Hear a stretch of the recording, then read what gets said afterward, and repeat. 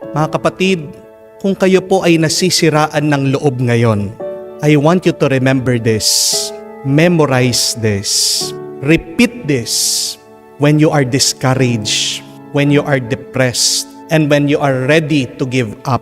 Remember this saying that a winner is a loser who tried one more time. Ang ganda po nun, no? Sino ang nanalo? Sino ang nagwagi? Siya yung bigo, pero minsan pa sumubok. Kung handa ka ng sumuko, magpahinga ka lang. Huminto, pero wag kang bibitaw, wag kang aalis, wag kang uurong. Hindi mo alam, kapatid, baka sa isang pagsubok mo na lang, panalo ka na. Ang sabi nga, some closed doors are not locked. You just need to push them. Kala mo nakasara ang pintuan? Kala mo sinasabi sa'yo, hindi. Pero hindi mo pa naman sinubukan na itulak ito. Kung susubukan mo lang, kung gagawin mo lang, kung didiretso ka, hindi pala nakakandado. Oo, sarado, pero kailangan mo lang itulak ito. Not all closed doors are locked. Tandaan niyo po yan. Hindi ibig sabihin pag sinabi ng Panginoon na hindi ay hindi talaga. Sinusubukan lang tayo ng Diyos. Tinitingnan lang niya kung gaano kalakas ang ating pananampalataya. Gusto lang talagang makita ng Diyos kung talagang gustong-gusto natin. That is a good question. Are you pushing? Are you trying? Diba? Ang push ay acronym PUSH. Ibig sabihin, pray until something happens. Do you keep on praying? Do you keep on trusting the Lord? Tandaan niyo po, walang nananalo na sumuko. Tingnan niyo po sa Biblia. Kung kayang sumuko si David, de sana nanalo si Goliath. Kung sumuko kaya itong si Jose na pinagbili ng kanya mga kapatid, de sana nakakulong pa rin siya doon sa kulungan. Hindi siya naging kanan kamay ng paraon, ng Pharaoh. Kung sumuko si David, hindi siya naging hari. Amen? Kung sumuko itong babae, itong nanay na kung saan nakikiusap na paalisin ng Panginoon ang demonyo na sumapi sa kanyang anak, sana hindi gumaling yung kanyang minamahal.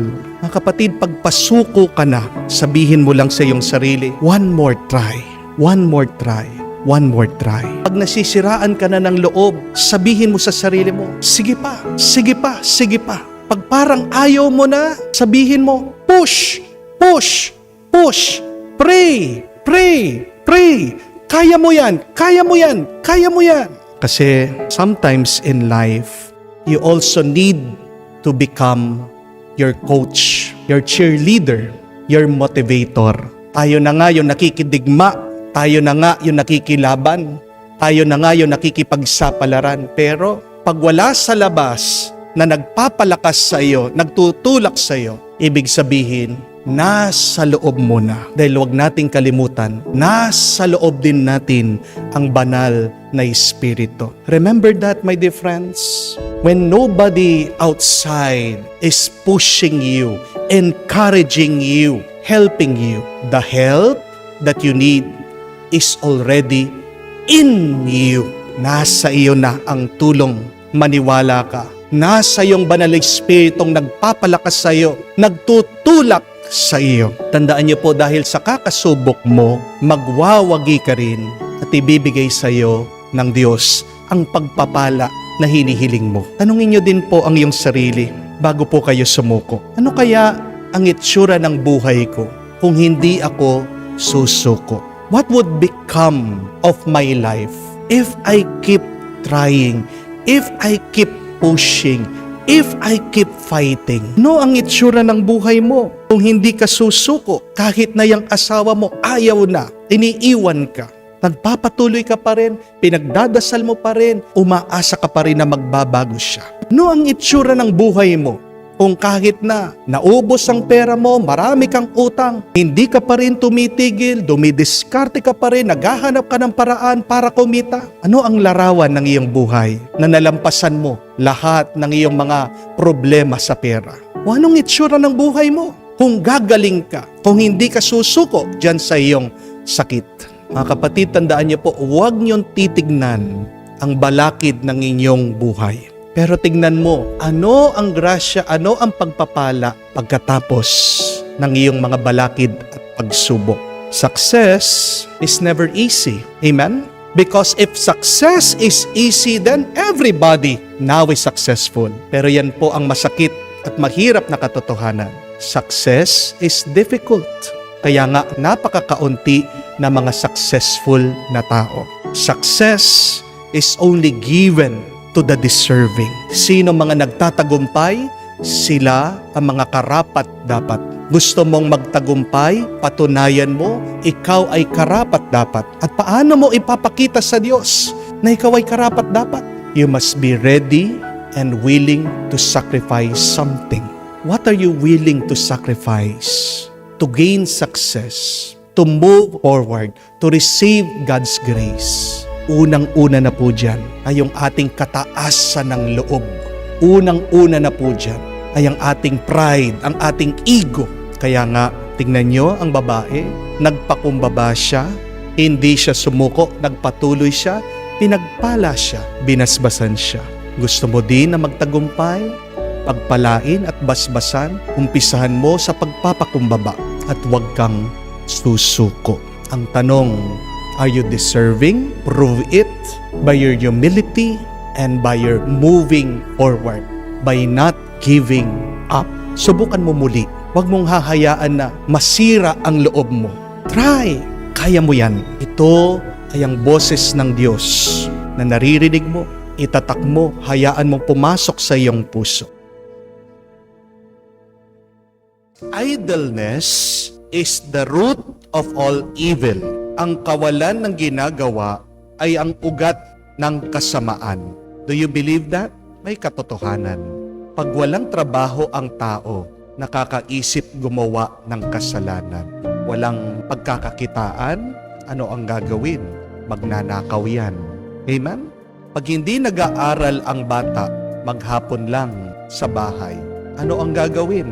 Maaaring makipagbarkada, magbisyo. Kapag wala kang ginagawa, gagamitin yan ng demonyo para makaisip ka ng masamang gawain. But I think the opposite is also the same. That being busy is the playground of the devil.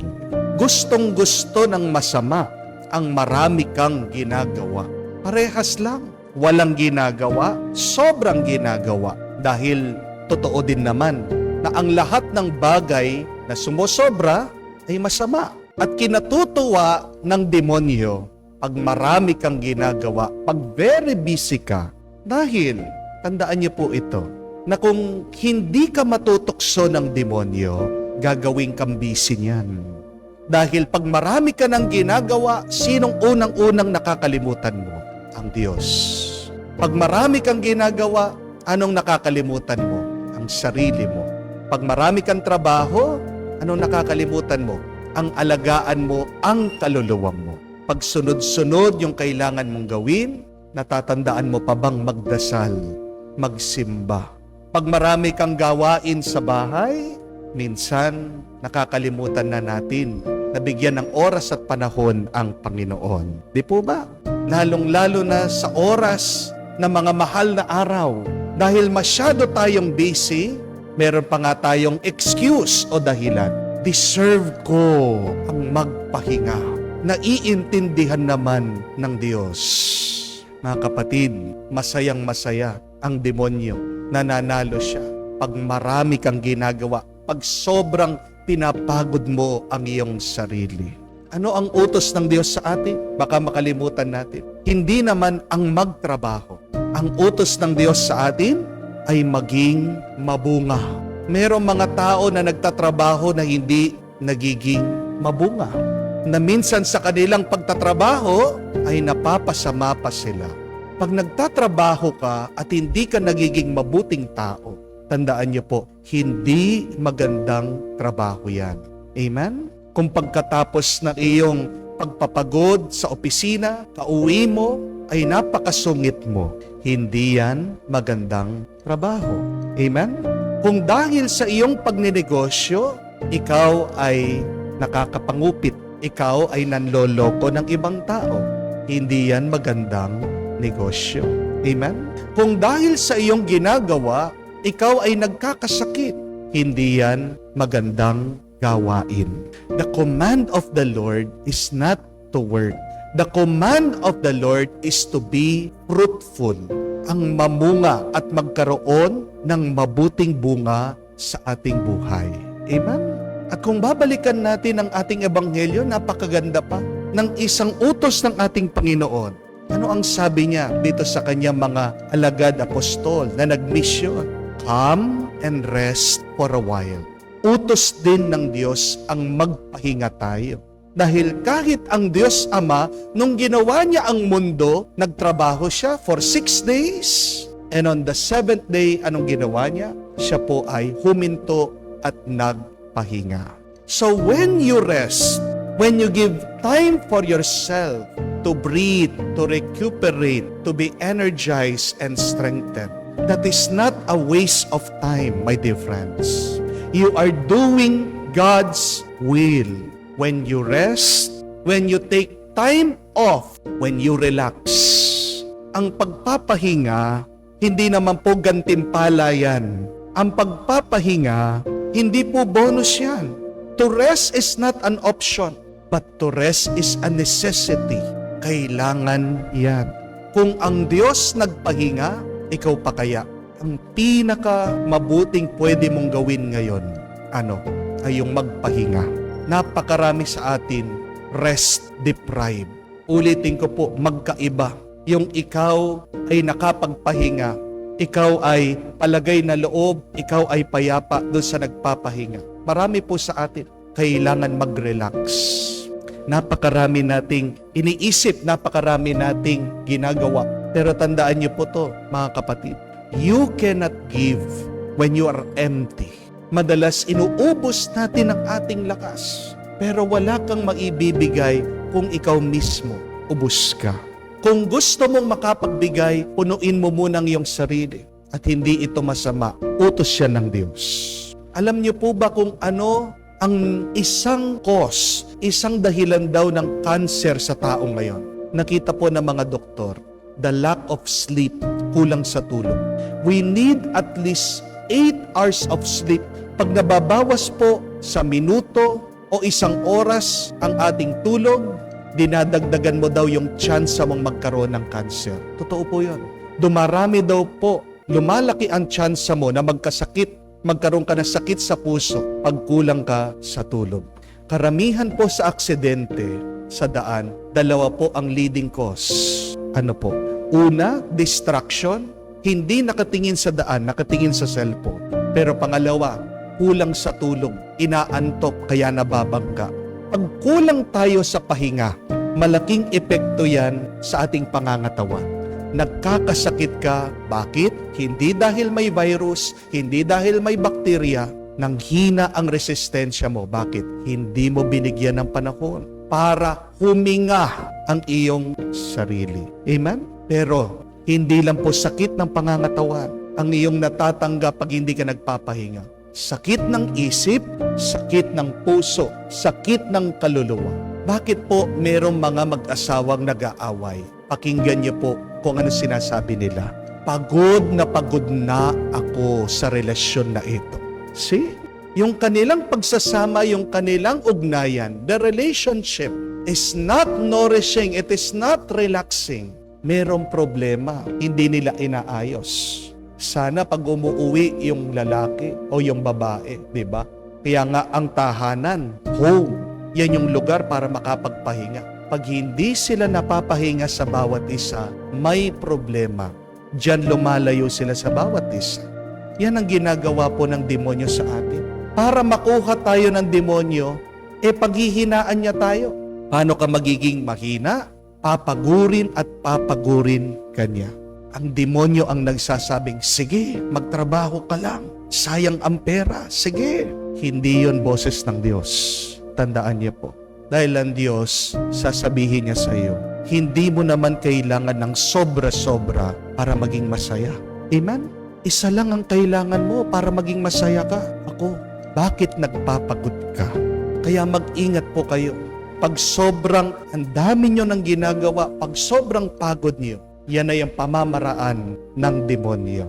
It is good to work, but it is also equally good to rest. Pero bago po kayo matulog sa inyong mga trabaho, baka kapasok nyo po sa Lunes, agad na kayo nakahiga doon sa inyong desk at humihilik. Pagkatapos sasabihin nyo sa boss nyo, sinabi ni Father, mabuti ang magpahinga, kaya ako'y natutulog, nagpapahinga. Ito po yung tandaan nyo. Ang sinabi lang ng Diyos na pahinga, for a while. For a while. Sandali lang. Dahil hindi mo namang kailangan ng matagal na pagpapahinga para lumakas ka. Tandaan niyo po yan. Kailangan ng pahinga, pero anong sabi ni Jesus? For a while. Sandali lang. Kahit po ang mga scientifico, nakita po nila sa pag-aaral. Pag ikaw ay nag-aaral, nagbabasa ng 1 oras, kung gusto mong lumakas ulit, ilang pong minutes ang kailangan mo lang para mag-relax. 5 to 15 minutes, yun lang po.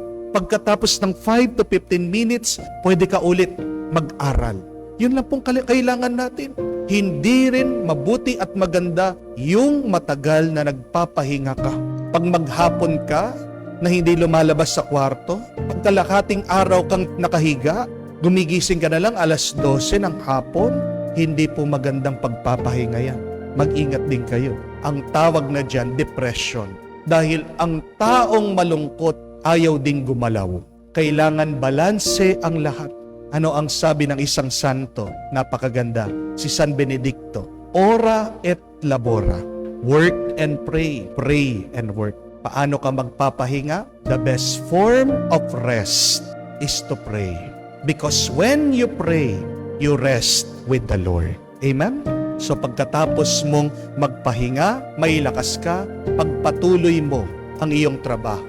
Lalong-lalo na kung ikaw ay nagtatrabaho para sa kabutihan ng iyong pamilya at para sa kapurihan ng Panginoon. Pagpatuloy mo lang, pagpagod ka na, magpahinga ka. Hindi yan bayad, hindi yan gantimpala.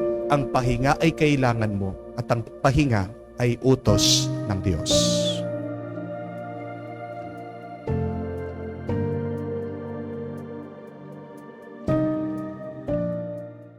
St. John Bosco once said that the formula to a life of sanctity, a blessed life, requires 4 things. Number 1, that you should be happy. Number 2, you should study. Number 3, that you pray.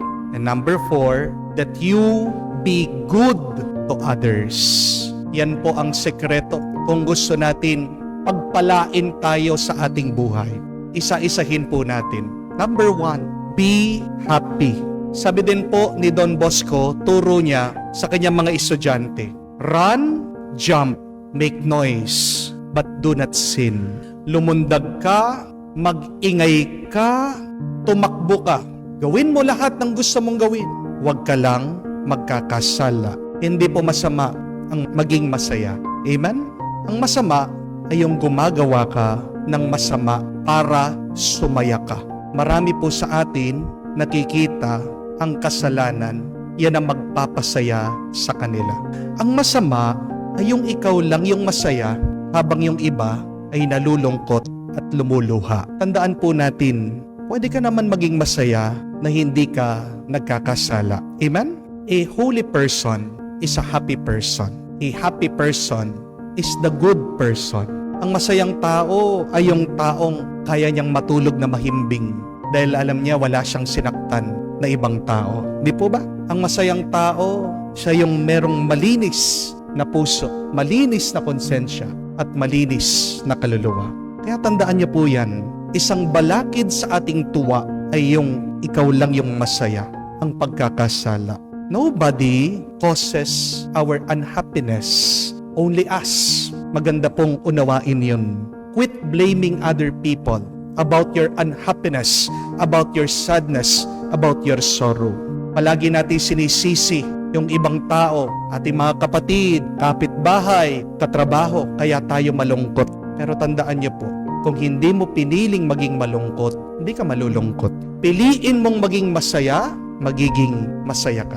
Happiness is always a choice. And when we lack happiness, we can always pray for joy because joy is a gift. Tingnan po natin ang ating mga puso at kaluluwa. Malinis ba yan? Kung pong walang bahid ng kasalanan, walang masama ang isip mo, ang puso mong kaluluwa, magaan ang iyong nararamdaman. At diyan mag-uumpisa na maaari kang maging masaya, ngingiti ka. Amen? Number 2, second, study. Mag-aral tayo. Alam niyo po, maraming mga mayayaman na hindi naman nakatapos sa kanilang pinag-aralan. Marami ang umangat sa buhay na walang diploma. Di po ba? Hindi ibig sabihin, pag ikaw ay nakatapos ng kolehiyo o na pag-aaral, na magiging matagumpay ka na. Paano ba maging marunong? Paano ba matuto? Magmasid. Marami po akong nakakasalamuha, namimit, napakayaman, napakaraming ari-arian na fish pan. Hindi nakatapos sa pag-aaral. Pero paano po ba nagkaroon ng maraming lupain? Aba, nagpatulong sa mga ibang mayayaman. Nakialam, no? Nakinig. Pinag-aralan kung paano po ba sila makipag-business. Meron din pong yumaman sa pagko-construction. Hindi naman po engineer, hindi naman po architect. Pero anong ginawa? Nakipagtrabaho, natuto sa iba. Hindi po lahat na nag-aaral nagiging marunong.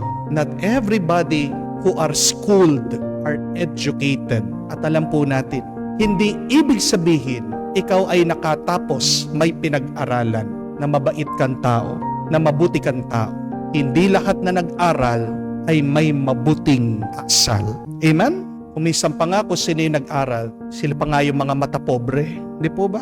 Yung mga mapagmataas at mapaghusga sa kanilang mga kapwa. Meron pong kaalaman na nakakabulag at nakakamangmang. You must understand that the goal of study is not to become successful. The goal of studying is to become a better person, a holy person. Being rich should not be our goal. Maganda pong unawain yan. Dahil napakarami sa atin, nagmamadali sa buhay, gustong umangat. Aanuhin mo, ang umangat ka nga sa lipunan, pero hindi ka nakaangat sa mata ng Diyos. The goal of our life should always be heaven, to be with God after this life. The goal of study is to be holy.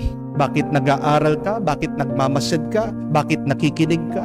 Para maging mas mabuti kang tao, maging mas banal ang iyong kaluluwa. Sino po bang matagumpay na tao? Yung maraming pera? Maaring sa mata ng mundong ito. Pero kung ang Diyos ang tatanungin natin, sino ba ang matagumpay na tao para sa Kanya? Kung hindi yung taong mabuti, kung hindi yung taong mapagmahal, kung hindi yung taong kamuka ng Kanyang anak, si Jesus. Kailangan po tayong mag-aral kahit na may edad na tayo. Hindi para yumaman, pero para maging mas mabuting tao, banal na Kristiyano. Pangatlo, magdasal. Pray. Ano po bang pagdarasal para kay Don Bosco? Napakaganda po nung sinabi niya, that we should walk on this earth while our hearts are in heaven. Prayer is directing our hearts to God. Napakaganda po nun. Ang pagdarasal ay hindi lang paggalaw ng ating mga bibig, ng ating mga dila. Ang pananalangin ay ang paggalaw ng ating puso palapit sa Diyos. If you want to be holy, you should pray. Nobody becomes close to God without prayer.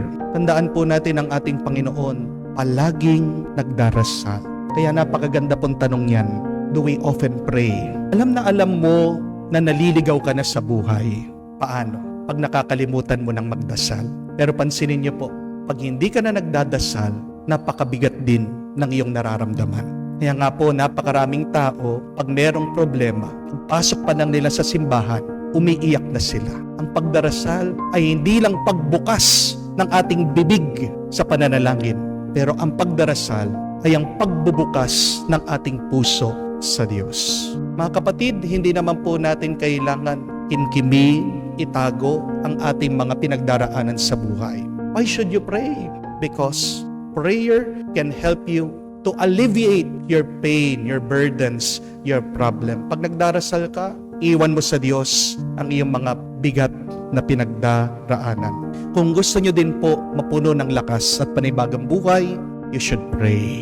Pang-apat po at kahuli-ulihan, be good to others. May katotohanan po, di ba? Hindi naman ibig sabihin, mabait ka sa iba, magiging mabait na rin sila sa iyo. Napakarami po sa atin, ganyan yung karanasan, hindi po ba? Napakabuti mo sa iba, pinagbigyan mo sila, pero ikaw pang pagtataksilan nila, ikaw pang sisiraan nila. Pero tandaan niyo po ito, basta't mabuti ka, basta't mabait ka, kahit na sinisiraan ka, kahit na dinadown ka ng iba, may gantimpala ang iyong pagiging mabuti at mabait. Yes, not all of a time, people will be good to us when we are good to them. But no good deed is left unrewarded. Tandaan niyo po. And no bad deed is left unpunished.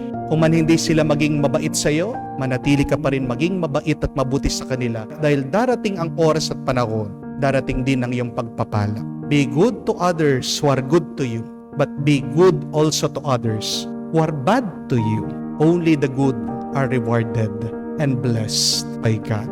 Maganda pong checklist ito, no? Araw-araw, tanungin natin ang ating sarili. Am I happy? Second, do I study? Third, do I pray? Fourth, am I good to others? Pag nakompleto po natin yan, alam natin na ang ating buhay ay isang pinagpalang buhay. Sabi po ni Don Bosco, do not try to excuse your faults, but correct them. Marami sa atin, napakarami natin dahilan, ayaw nating aminin ang ating mga kakulangan. Pero kung nakikita natin ang ating mga pagkukulang, habang may oras at panahon, kailangan nating ituwid. Kung malungkot ka, try to be happy. Kung ikaw ay matanda na, ayaw mo na mag-aral, try to better yourself. Kung ikaw ay nagkukulang sa pagdarasal, try your best to pray. Go back, present yourself in the presence of the Lord. At kung alam mo na may nasaktan kang tao, ask for forgiveness. Be good to others.